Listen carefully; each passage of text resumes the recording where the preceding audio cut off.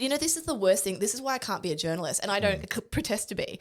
I just not am interested enough to go deep dive into it. I might just summarize it. I'm even less interested. Here's the thing. I know it'll get clicks. I don't know what that bearing video's had, but I'll guarantee you it's had a lot of views, a lot of engagement. Yeah, I didn't even look. I can't be bothered. Yeah. I don't care if there's engagement to be had, if there's ad revenue on YouTube to be made. 47,000. Okay, in how long? Not long. 12 hours. Yeah, okay. So that's a good video. In Australia, that's a good video. That's performing well. So well done to them. Yeah. The views are there. I don't want them. I'm not interested. Thank you very much. Also, you end up pigeonholing yourself. Like, this is something I think about all the time. Like, I put that reel up last week. I don't want to be known as the ranty girl, even though I am. Yeah. Do you know what I mean? But you're a little bit ranty. Yeah. I don't want that to be my thing. But as someone who creates content for a living, that gets way more clicks than just me putting up a pretty photo. Yeah. It's very annoying. Yeah. And interestingly, just to segue over, our YouTube account, so the Oddcast is almost at 600 subscribers. Sorry, amazing. Let me. Thank you to everyone that's subscribed and to everyone that hasn't. Even if you're listening to this on the podcast, if you have a YouTube account, could you just duck across to YouTube and click subscribe for us? Help us to get to that 1,000 mark. It'd be great. Yeah, the thousands. That's the hardest bit. And so, just looking at the two accounts, I've got my Carl's J Soda one, which is photography channel. That's at 620 subscribers. Nice. I started from 0. Yeah, that's nice. pretty cool. Well done. And I know that's going to be a slower one because there's no outrage on that channel. There's teaching. no clickbait. Yeah. And the Oddcast, we've already reached our view requirements to get monetized. Yes, we just haven't reached the 1,000. Well done us, yes. So yeah, that's very cool. It's very nice. And do you know what? I actually prefer it growing this speed. I don't need the meteoric rise to fame. Like, you sure? No, I've had that little taste. I didn't like it. The 40 million view virality is not your I not don't your want thing. that ever again. Well, look, I don't want to steal your thunder, but by the time we're publishing this podcast, my at Topher Field YouTube channel will probably have hit 80,000. You're going to get your silver button soon. I'm going to get my silver, and I plan to buy it. I plan to get it, absolutely. Oh, you got to buy it. So you've got to qualify for it by getting the 100,000. But yeah, it comes at a cost. They don't give them out for free. It's stupid. But it's kind of like you just cover the cost of the actual thing. Oh, what does it cost? A couple $100, I don't know. But yeah, I'll be hitting 80,000 overnight tonight or sometime tomorrow probably. That's really cool. And I was at less than 30,000 at the start of this year. Yeah. So, it is actually a really hard thing to do. And, the best thing I've learned about growing anything, and this is just to summarize, the Abby and Clem thing. It's an easier route to a bigger audience doing the Rage Babe, for sure. But it's also a very limited. That glass Correct. ceiling exists because of how you started. Exactly. And then you get known as that, and that's it. Like, you can't really I mean, you could pivot, but it would come with some rebranding. effort. Rebranding is way harder than branding. Yeah. Whereas, my photography channel, I'm happy for it to be a slow burn. I've got a goal for that to reach where I want it to get to in 5 years' time. The Oddcast is doing its thing. And, Topher and I, when we sat down to do this, we didn't have a plan at all. We're just like, let's just get stuck in. We have these chats anyway, so let's film them. That's right. Let's just literally point a camera at the conversations we already have. But speaking of the Oddcast, we have had countless people ask us to make some merch, and that kind of is my specialty. But yes, I happen to know somebody who's good with that sort of thing. Yeah, yes. So I would love to make you guys some merch, but we need a little bit of input. So we could do something simple like, this is my girlfriend's hoodie, Spinal Energetics. We could do a simple The Oddcast as a hoodie and a t-shirt. That's fine. But I kind of want something that's ours, if you know kind of deal. Yeah, well, what would that be? I mean, I've got, on all my videos, I finish with stay free. That's kind of my thing. But you've got good people break bad laws. Good people break bad laws. Very That's very much my thing. We don't really have a thing. We haven't had a shtick yet. Yeah. And the more you try and create a shtick. No, you can't. It's got to be organic. Weird. It's got to be organic. So first things first, your design skills are phenomenal. And that's that Carl's J Soda logogram. Emblem. I don't know emblem, whatever it's called. It's a monogram, yeah. The monogram. Okay. That's fantastic. And that's a very brandable thing. Could you come up with a monogram for the Oddcast, do you think? I mean, I could. We could get it laser cut and lit to replace the lightning bolt. Get an Oddcast. I'd love a little neon sign. Yeah, that'd be cute. Yeah. We have to kind of keep that. I think that's OG. That is part of the brand. Yeah, absolutely. I don't think we can get rid of that. Given that the way we came up with the name Oddcast is related to that exact piece. We'll have that in 20 years' time. Correct. It'll go in a museum. That'll still be there. Yeah. But no, I'd love to. If you could come up with that would become the branding. If you know, it doesn't say the Oddcast. Yeah. You have to know what it is. There's I came up with a couple of funny things, but my whole thing is would you wear that on a t-shirt to the supermarket? So years ago when I started my CrossFit brand, the word CrossFit was trademarked. You couldn't use it. Yeah, okay. So you couldn't have it on your clothing anywhere. And I was like, how do I say that you do CrossFit without saying it? And long story short, there was a repetition pattern in workouts that went 21, 15, 9, and that's how I got the name for my company. And it was if you know, you know kind of deal. And that's how it developed a cult following, which was really cool. And what happened with that company, I'm still sad about, but it was a learning curve. Yeah. But and it was successful for 10 years. Yeah. Like a company that runs for 10 years and then shuts down is still an achievement. Oh, honestly, we needed big money, actual money. Yeah. It was bootstrapping for most of the time. And then we had little injections of cash. When I say little, 10, 20,000, we needed 100,000 plus injections to actually. Even that's not a lot of money. Well, not in the rag trade. And people underestimate the rag trade. You see people do startups all the time and I always get excited for them. But I'm like, to make it successfully as a clothing company is you need money. Yeah. And you need volume, because if you don't have the audience, you've got to build the audience, and you do that through ads and influencers and all those activations. Yeah. And if you don't have that, you've got to do it the other way. It's bootstrapping. But in the comments, guys, let us know what you'd like. We'll probably do some hoodies and some t-shirts. Yeah, hoodies, t-shirts. I reckon some tank top, singlet top sort of things. Maybe some beer cozies and mugs. All those things. All that, yeah. Look, if you guys let me and I had a budget, I'd make the coolest merch. But we've only got 609 subscribers. Well, we're going to have to do it as a print-on-demand thing, because we can't afford to get a run of 10,000 garments done or anything like that. So, look, we're going to have to work within the realities of who we are and what we are. But I already do. I mean, I'm wearing. If you'd have told me, I would have worn one of the new ones. This is the old ink that fades. We've now moved to a new ink that'll outlast the garments themselves. Yeah. And so we could do something that's like a heat transfer like this, but obviously in one of your designs, it's going to look a lot prettier. It's so hard because I'm straight away no, I want to go.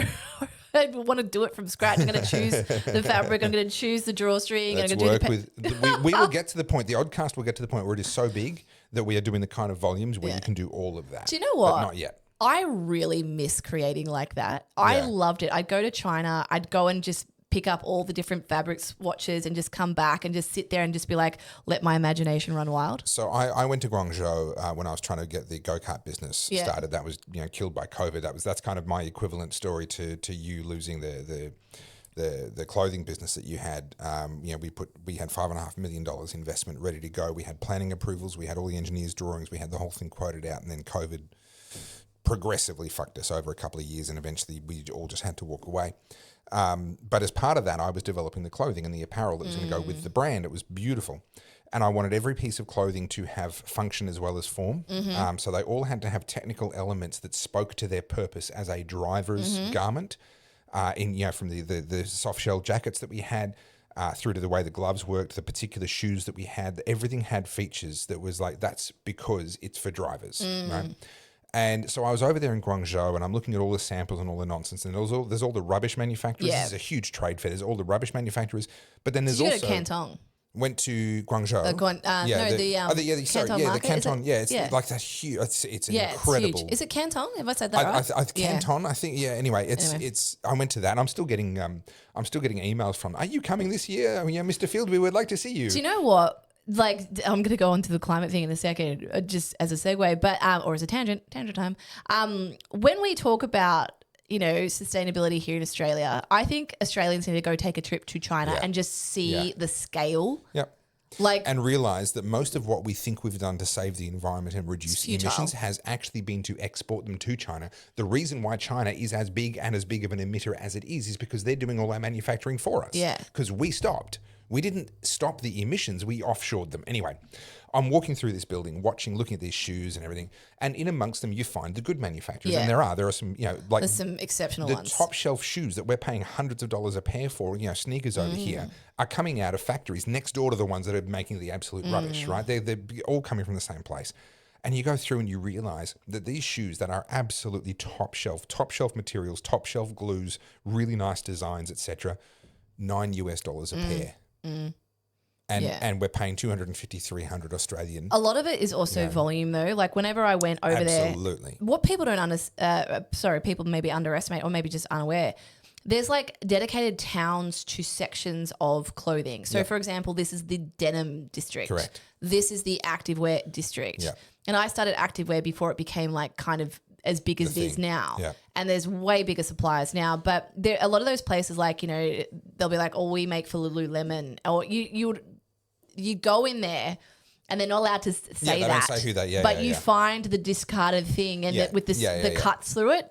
You're like, oh, this is Lulu. Actually, so I have a story about that. I'm walking through the Canton Fair. We're there for 4 days. I'm in day 3 or something. My brain is dead. My head is spinning. And I'm walking through now the jacket area. And I'm wearing a jacket that I got. It's a Kirkland brand jacket that I got from Costco. Is it that do Kirkland? I have no idea. Anyway, one of those like budget volume kind of things.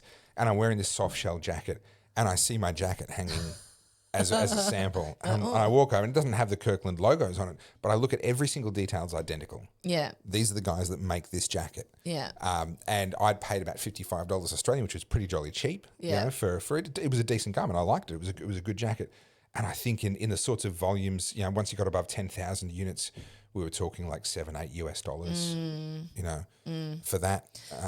There's so many variables there, but I mean, we're getting sidetracked, but I love garment production. There's just, it's very difficult to make a crust out of it. Yeah. Really difficult. Oh, well, I mean, I went shopping for some stuff for one of my daughters the other day, and I'm picking up, you know, these little ribbed knitted tights and matching, you know, ribbed knitted sort of semi-thermal long sleeve t-shirt kind of setup, $3 each off the shelf. I'm like, how do you manufacture the thread for $3, let alone dye it, knit it, package it, ship it, put it on the shelf? How the hell is anyone making money at $3 for a garment? What scares me though is we have all these. This is where I guess if you don't know, you don't know. So like when I hear all these young girls talking about sustainability and green energy and all this sort of stuff, I'm like, I understand and I appreciate your pursuit of that.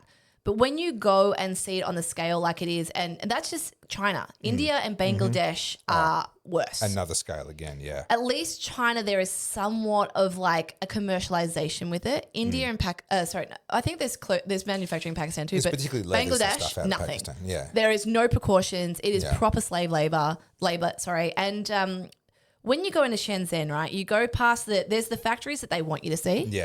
And then there's the factories that they deliberately don't let you see. And I had a really good relationship with my supplier and he'd take me places. And I actually planned to do a documentary about it, but in the end, it was just too big a project and it was quite depressing. Oh, yeah. I just got my bottle of water to change cameras. How have you gone through that already? See, this is the thing. This is why I celebrated so much when I managed to not have finished my glass of water by the end of a podcast. I am a fish. I need water. It's not. Okay, sure. Should we probably just get back on track with what we're talking about? Look, so rag trade expensive. We want to do merch. Tell us in the comments what merch we should do. Imagine if we did a podcast where we just literally were like, blah, blah, blah, blah, blah, bye. No, because people would be like, who are you and what have you done with Carls and Topher? Where are you holding them? They're obviously hostages somewhere and they've thrown AI in their place. Our long-winded chats on what people tune in for. And listen, anyone that is feeling like complaining about how long-winded and circuitous a conversation is, we just told you how this podcast started. We love having great conversations. And this is exactly the kind of conversations we have. And we just decided to point a camera at it. Yeah. We are letting you in on our private conversations. You're welcome. If you don't like it, F off. Do you know what? It's actually, G said this to me last night. We're watching Avi, Joel. Oh, yes. Jamal. Yes. I've got his name right now, Joel. And Ruksham. And they were doing their podcast. And I was like, and G was like, we need more of this. We need more people just having these conversations, which often happen behind closed doors, or maybe you don't feel confident enough. That's how you change things. That's literally how you change things. So for anyone who's wondering why we do it the way we do, just it's organic. And it's also unplanned. So I hope you didn't read the comments. I put up a segment of the video and someone jumped in there and said, Topher, you're damaging your reputation by doing a podcast. Oh no, I got back in. Yeah. Did you? I got into that. Bottom line, I podcast with Carly because I like Carly. And we've got history in the sense that they came for Carly and tried to kill her and they failed. And I respect that. And I like having chats with you and I like hanging out with you. And I think it's fun and it's interesting. So no, I'm not going to swap podcasting with you for a heavyweight because that's not what I want to do. I actually want to bring that comment up. Sure. It's a good one. I think it was on the Greens one, wasn't it? I don't remember. Yeah, because it was last week. Let's have a look. It was particularly nasty. Yeah. I mean, it's the sort of stuff that just bounces off me, but it's just kind of like, if you don't like it, don't watch. Your choice is watch or don't watch. Don't try and tell me what's going to be good or bad for my reputation. Random no-name account on the internet. Like, if I cared about the opinions of random no-name accounts on the internet, I would never have got to where I am. Yeah.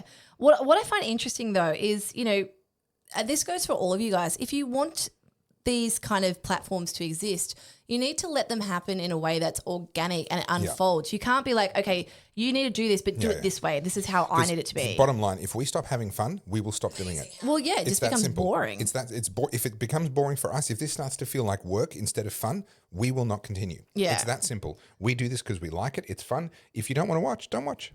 I'll find the comment later. I don't want to waste everyone's time. But I do think we promised everyone we were going to get back to our notes, and we still here we go. I found it. On that perfect timing. Perfect timing.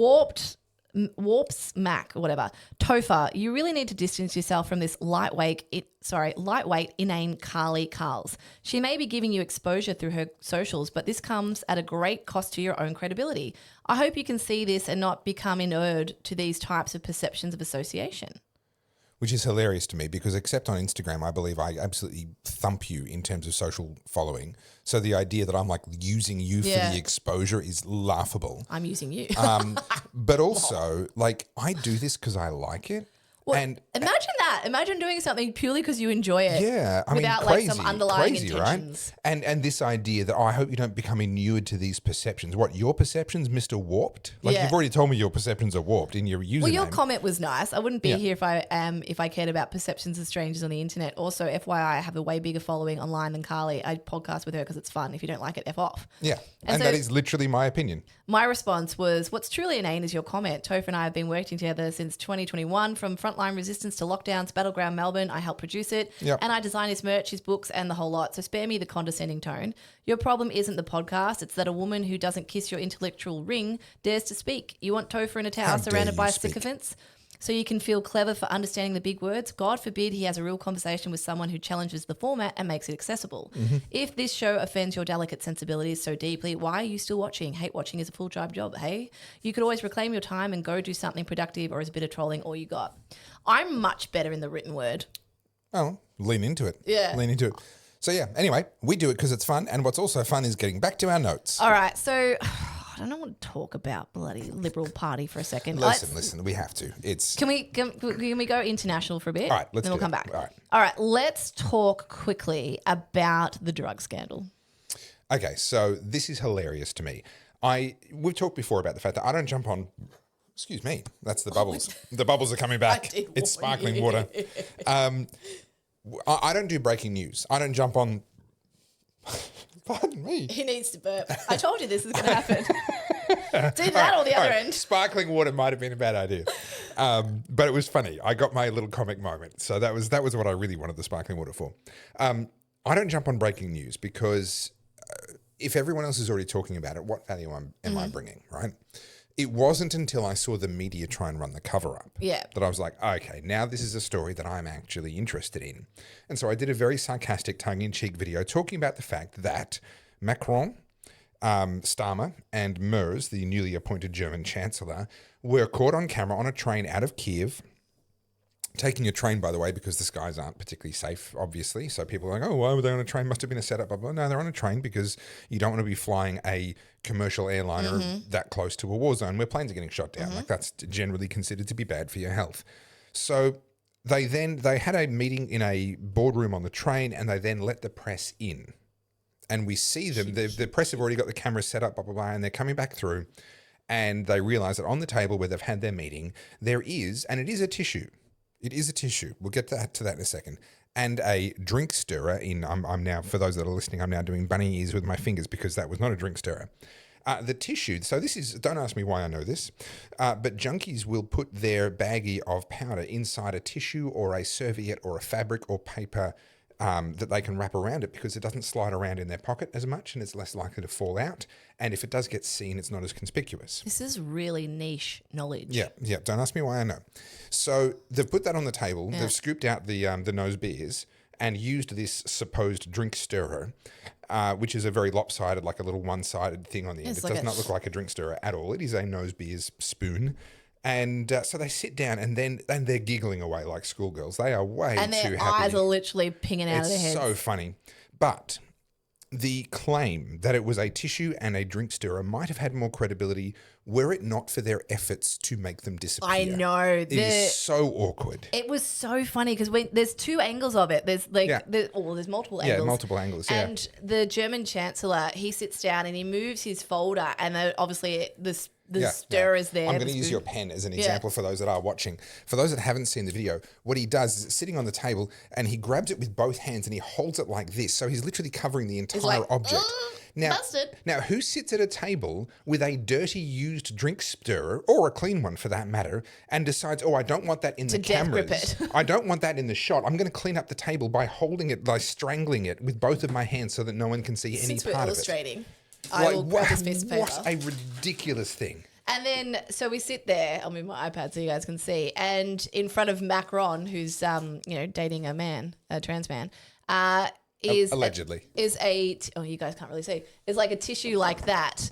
And ta-da! Macron, like, you literally see him reach over like this, and he's like, and then he puts it under his arm like this, and then no one's paying off attention. Off the edge of the table, yeah. And he goes, whoop, into the back pocket. And so watch my video on this on my @Topherfield YouTube channel. The idiot grin that he gets on his face as he does the transfer from one hand to the other to put it in his pocket. Like, he looks across at Keir Starmer, who of the three of them is the one who may have been less aware. He was either unaware of the problem, or maybe he wasn't actually on the gear. I'm not sure. Yeah.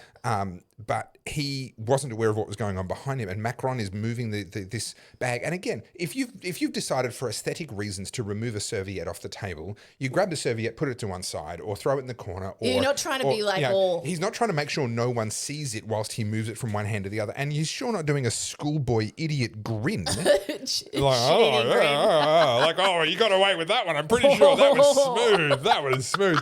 I saw it. So someone, again, people use these things for clicks on the internet. Someone put up a post on X saying this was obviously a serviette and a drink stirrer. Could all the right-wing conspiracy nut jobs please stop saying otherwise? And they put up a little clip of the video of just that critical sort of moment.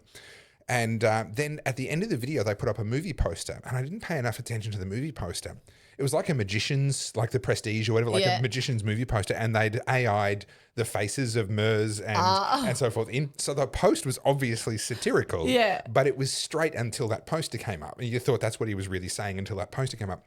The engagement on that post was unbelievable. People arguing back and forth. What I love about moments like this is just like the memeosphere runs with it. Yeah. Like I've seen so many good X things about it. It was so funny. But look, the whole cocaine thing, the really sinister part of this is that there's people who are jailed for their lives over these illicit drugs. Yep. And then the leaders are literally partaking. But what I like is that now we know why they never investigated whose cocaine was found at the White House. You remember that cocaine that was found at the White House? Joey's. Well, there's no way of knowing. If they're all taking it. To be fair, it could have been any of them. Correct. If they're all taking it, honestly, you're never going to figure out which one actually lost their cocaine. They're not going to own up to it, so you might as well not try. It's nuts to think that, they're throwing people in prison. They're spending a fortune on border security for the war on drugs. And yet... So how do they get it? Like, I mean, I'm sure there's ways of getting it, but as in when there's a drug bust, the cops take it, then some of it goes missing.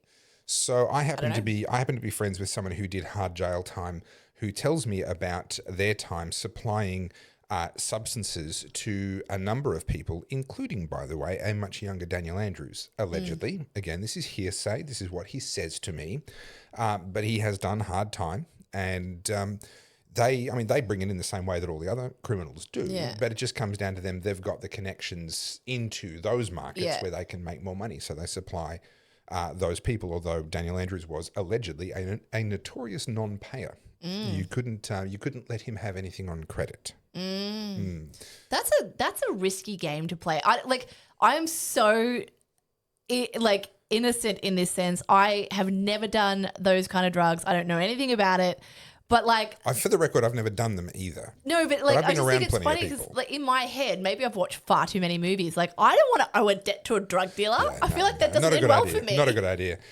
Look, there's a lot of dirty stuff that goes on, and there's a lot of stuff that goes on before it escalates up to people physically hurting each other. But that's not a world you want to get mixed up in. You don't want to owe someone money. I'm just a little bit like, I don't want to tempt fate with that. But yes, there is no question world leaders are able to get this stuff. The rich and famous always have been, always will be. It's one of the reasons why the war on drugs, in my opinion, needs to be abandoned. Not because I want to see drugs everywhere and 5-year-olds taking drugs and they're going to know, of course I don't want to see that. But let's acknowledge that the war on drugs is failing. We can't keep it out of our prisons. And apparently we can't keep it out of our houses of parliament either. You've just brought something to my attention, which, again, this is tangent number 2 of the podcast. Tangent time. That's become the song, even though I hate it. Because we haven't got a better I literally substitute. made up a tuneless song with zero creativity, and it's now become the catchiest song of the show. That's it. So this was a comment, I think, from a week ago or so, and I wanted to bring it up and then I forgot about it. A guy, I can't remember what I was talking about, but in the comments someone said that's literally goes against all... that's when I was doing the ranty putting to camera thing, and I was like, if you didn't volunteer in the election, you have no right to sit there and whinge about it. And this guy's written, this defies everything about libertarianism and you call yourself a libertarian. And I was like, this is the problem when you are so ideologically blind. You're like, this is the ideology and I adhere to it 100%. There's no room for nuance. I was like, this is a very difficult way to live your life if you... But also he's wrong, because libertarianism does not mean I can't tell you what I think. Or what would be a good strategy or what we should do. It's, I am not going to support making laws to force you or to punish you one way or the other. But absolutely, like if someone says to me, do you think I should start an ice habit? Yeah, maybe I've been thinking about trying fentanyl. What do you think? Terrible idea, you idiot. What are you thinking, right? Yeah. Should there be a law? No. Yeah. Right, that's the difference. Yeah, okay. We're allowed to express our opinion. You're allowed to get shouty and pointy at the camera, and then anyone that doesn't like being shouted and pointed at is allowed to go and watch something different. Yeah. Like that's the freedom of choice and association that we have. So if you'd said there should be a law requiring you to stand on a polling booth and hand out how to vote cards, well, at that point, that's not a libertarian position. To say you should voluntarily get off your ass and help these people because our future depends on it is a perfectly libertarian position. Or just stop whinging at least. Yeah, it was just at least stop whinging about the outcome if you didn't help to influence it. Hey guys, thank you so much for watching this clip from The Oddcast. You can find our full episodes over on YouTube at The Oddcast HQ. We'll see you over there. Make sure you like, subscribe, and get in the comments.